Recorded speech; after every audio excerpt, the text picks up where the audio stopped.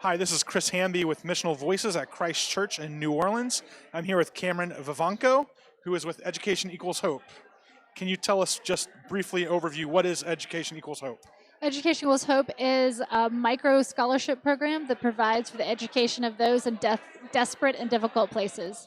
So that's students that started in Ecuador. It started in very marginalized, humble urban areas of the city of Quito, where I came across lots and lots and lots and lots of students who weren't in school for lack of a very small amount of money. When I say scholarships, most people think scholarships are, $1,000, a couple $1,000. We're talking micro scholarships. We're talking $5 to $25 a month, and that's the difference between a child being able to study and all the benefits that come with education or being on the streets. So where do you see the mission intersecting going forward with Education Equals Hope? Is this something that can just expand?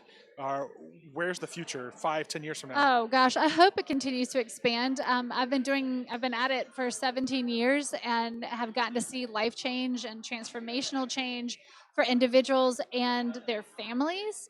And it's not to say that they've now got a middle to upper class life or anything, but they have the dignity of providing for themselves, of providing for their families, providing for their children.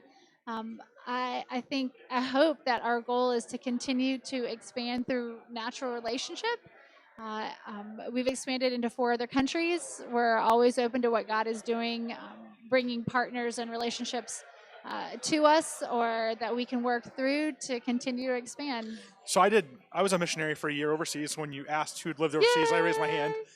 And when Where'd I you was in live? a first world country that was super secular, I was in Japan. Oh, okay. So very different Very than different. Ecuador. Mm-hmm. And you talked about poverty. And then part of my process, they sent me to the Philippines for a few weeks as well to experience some poverty. But where do you see the mission and the spreading of the gospel within the context of churches wanting to do mission, and what does that look like? Because I know short-term missionaries is kind of not the thing, because they can paint a house better than we can. So what are we doing now? But what the thing about short-term missions, and we host short-term missions, and would love to have people come down to Ecuador. So what's the difference between like that? But the best way to do short-term mission is through long-term partnership. So it's relationship building. It's all about relationships. So if your church is going somewhere for a week and they don't know anybody on the ground, they're not supporting anyone on the ground, they go in for a week and they leave, there's probably a better way to do ministry. Yeah. But if you are plugging into and supporting, and in the very best way possible, if you're a cog in their long-term ministry wheel, what an incredible support. I actually, in preparing for all of this, talking with some of the ministry sites that we partner with in Ecuador, by U.S. standards, very humble churches, when they prepare for a mission team to come, that gives that entire community a focus. They come together, they work together, they have better communication, they dream together, they plan. And as we have done ministry together for years, they plan not only to receive the team, but then to go out together and do ministry together in a third location. Yeah. So it's discipleship, it's evangelism, it's missions, it's serving.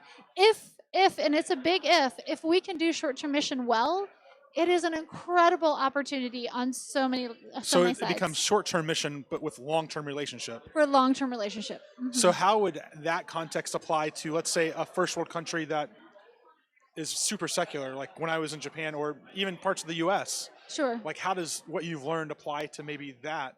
Well, work is important and valuable.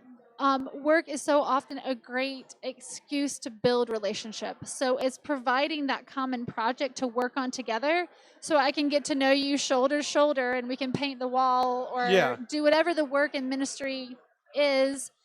But really, it's creating this relationship so that we can both learn from each other and go deeper in our faith. So spreading the gospel doesn't matter really in what context. It's all just about relationship. It's about relationships. Your context is building community in Quito and throughout Ecuador and other countries. Yes. Someone else could take this and do the same thing, different, but apply the same principles. They need to know their context and their culture well, but there are always going to be opportunities to bring people together. And sometimes it's just awkward to sit down and be like, "Hi, how are you?" Yeah. It's so how, and especially in youth ministry. I was a youth minister for 5 years, and that's still my heart and passion, and what we're doing in leadership development and youth ministry and in Ecuador. So let's create the mechanism, and sometimes that's using work as an excuse. Make sure it's valuable work. Yeah. Don't paint the same wall 10 times. Yeah. That's Yeah. ridiculous. That's me how I feel about it. Yeah. We don't want to do that. We want to do meaningful work, but understand that the work is secondary to the building of relationships, so that when crisis comes, so that when people die and tragedies happen, there we have a community of people around us, because God is with us in that. But so often God manifests Himself, God's self, through other people. And finally, if a church or organization wants to get involved with Education Equals Hope, Yay! how can they partner with you in building that relationship via short-term mission with long-term relationship? Yes, we would love to have people come alongside us. Obviously, we do ongoing fundraising for these micro scholarships in the 5 countries. God willing, we'll be in more places Yeah. as He opens the door. But we also have a program called Hope on the Ground, which is short-term missions coming alongside those long-term ministry partnerships to support them and encourage them. We would love people. You can go to educationequalshope.org or look at our website. Contact us through that, info@educationequalshope.org. Okay. And thank We'd you so love much it. for taking your time and being at Missional Voices. Thank you very much. It's wonderful. All right.